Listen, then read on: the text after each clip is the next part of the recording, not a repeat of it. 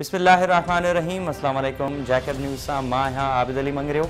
पेश आहिनि हिन वक़्त जूं हेडलाइंस। जैकबाबाद में नींगरी सां ॾाढाई कंदड़ जवाबदार अदालत पेश, जेल हवाले। ॿ ॾींहं अॻु फैमिली लाइन पाड़े में पोरे जी 8 वरनि जी नींगरी आसफ़ा खे ज़्यादती जो निशानो बणाईंदड़ जवाबदार अब्बास शाह खे पुलिस फर्स्ट सिविल जज जुडिशियल मैजिस्ट्रेट इम्तियाज़ हुसैन लाखेर जी अदालत में पेश कयो, जिते अदालत जवाबदार खे जेल मुंतकिल करण जो हुकुम ॾिनो। वाज़े रहे त नींगरी जे मेडिकल चेकअप कंदड़ डॉक्टरनि पारां नींगरी सां बदफ़ैली जी तस्दीक़ बाद जवाबदार जा DNA लाइ जुज़ा वठी जामशोरो लेबोरेटरियूं माणिया विया आहिनि।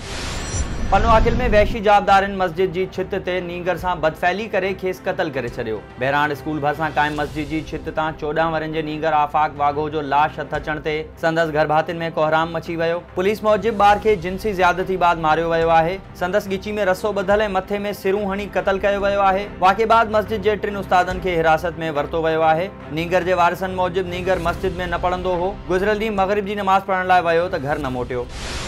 टंडो मोहम्मद खान में भोपे 17 वरनि जी नींगरी खे कमरे अंदर मारे छॾियो। मुनवर कॉलोनी में 17 वरनि जी देविका खे संदसि वारिस इलाज लाइ भोपे वटि खणी आया, जंहिं नींगरी खे पाछो हुजण जी तस्दीक़ कंदे वारिसनि खे इलाज कराइण खां रोके छॾियो ऐं मासूम ॿाड़ी खे केतिरा ई ॾींहं कमरे अंदर बंदि करे तशद्दुद कंदो रहियो, जंहिं सबबु हू फौत थी वई, जंहिं बाद भोपो फरार थी वियो। नींगरी जे वारिसनि एहतजाज कंदे पुलिस खां घुर कई त खेसि गिरफ़्तार करे मथसि क़तल जो केस दाख़िल कयो वञे। अॻु बि हिन असांजी 3 ॿारनि खे क़तल कयो आहे।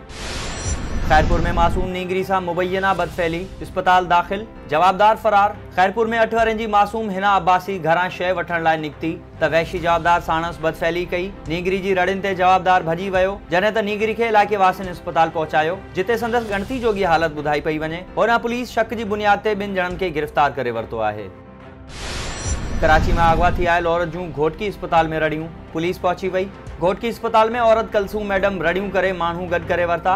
औरत दाहींदे चयो त मूंखे कराची खां अगवा करे कच्चे में रखियो वियो आहे। बीमारी जो बहानो बणाए पाण खे अस्पताल खणाए आई आहियां। औरत जी रड़ियुनि ते पुलिस पहुची खेसि थाणे मुंतकिल कयो, जॾहिं त औरत सां गॾु 2 मर्दनि ऐं 1 पीसनि औरत खे पुलिस गिरफ़्तार करे अणसुञातल हंधि मुंतकिल करे छॾियो। पुलिस मूजिब औरत खे अली हसन जागीरानी कराची खां अगवा करे कच्चे में ज़बरदस्ती पुट सां शादी कराई हुई। सुल्तानकोट भरिसां चोर मारण जो जिरगो, भाॻियनि मथां 10 लख चटी। जहानवा वारे इलाइक़े ॻोठ गुलाम मोहम्मद मारफानी में 4 साल अॻु चोरी दौरान भाॻियनि हथां मारिजी वियल चोर जो जिरगो गुलाम मोहम्मद मारफानी ऐं ॿियनि जी सरपंची हेठि थियो, जिते धुरियुनि जूं ॻाल्हियूं ॿुधण बाद करम पहोड़ मथां चोर सचल मारफानी खे मारण जो 10 लख रुपया दंड विधो वियो, जंहिं मां 50,000 मौक़े ते अदा कयो वियो।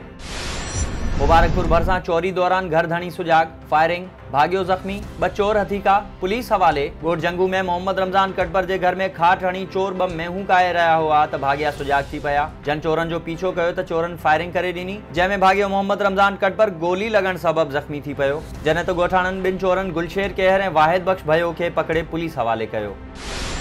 बिरिया सिटी वेझो ॾाही बिरादरी में झेड़ो, औरत समेत 12 ॼणा फटी। ॻोठ कादिर बख्शान में ॾाही बिरादरी जी 2 धुरियुनि में घिटी जे लंघ तां झेड़ो थी पियो। नतीजे में नूर ख़ातून ॾाहिरी, मुस्मात सकीना, मुस्मात बशीरा, तस्लीम कंवल, मजनू ॾाहिरी, असलम ॾाहिरी, हाफ़िज़ शाहिद ॾाहिरी, हामिद ॾाहिरी, काशिफ ॾाहिरी ऐं कादिर बख्श समेत 12 ॼणा ज़ख़्मी थी पिया। पुलिस 20 ॼणनि ख़िलाफ़ NC दाख़िल करे छॾी। बाहूकोसो वेझो शाख तां हद दख़लियूं हटाइण दौरान नींगर क्रेन मशीन हेठियां अची ज़ख़्मी। आबपाशी खाते पारां हलंदड़ ऑपरेशन दौरान क्रेन मशीन नींगर मोहम्मद खोसो मथां चढ़ी वई, जंहिं सबबु संदसि ॿांह भॼी पई, जंहिंखे ज़ख़्मी हालत में अस्पताल मुंतकिल कयो वियो। मीरपुर बुर्लो वेझो बंगलानी बिरादरी जी 2 धुरियुनि में हलंदड़ तकरार जो जिरगो, 74 लख दंड मुक़रर। ॻोठ फोलानी बंगलानी में ज़मीनी तकरार तां बंगलानी बिरादरी जी 2 धुरियुनि में हलंदड़ तकरार जो निबेरो जहांगीर ख़ान बंगलानी जी सरपंची हेठि थियो। तकरार गुज़िरियल 40 सालनि खां हलंदड़ हो, जंहिं दौरान 4 ॼणा मारिजी चुका हुआ। जिरगे दौरान शौकत बंगलानी वारी धुर मथां 74 लख रुपया दंड रखियो वियो, जॾहिं त फ़ी खून बहा 18,50,000 रुपया मुक़रर कयो वियो, जिन मां 2 लख मौक़े ते अदा कया विया। बाक़ी रक़म 6 महीननि में अदा कई वेंदी। जमायत इस्लामी पाकिस्तान जे मरकज़ी अॻवान लियाकत बलोच चयो आहे त विकामियल माण्हुनि जे वोटनि ते एतमाद जो वोट हासिल करण ते हाणे वज़ीर आज़म इमरान ख़ान जी कहिड़ी इख़्लाक़ी हैसियत बाक़ी रही आहे। हक़ीक़त में इमरान ख़ान हिन वक़्तु बाज़ी हाराए चुको आहे, उनजो वधीक इक़्तिदार में रहण बेकार आहे। लियाकत बलोच चयो त वज़ीर आज़म हिकु समरी जे ज़रिए क़ौमी असेंबली जो इजलास घुराए अक्सरियत सां एतमाद हासिल कयो आहे। उन क़ौम खे ख़िताब में पाण चयो हो त 16 PTI जा मेंबर विकामजी विया। उन ई मेंबर जे वोट सां एतमाद जो वोट वठी कामयाब थियण खे छा चइजे।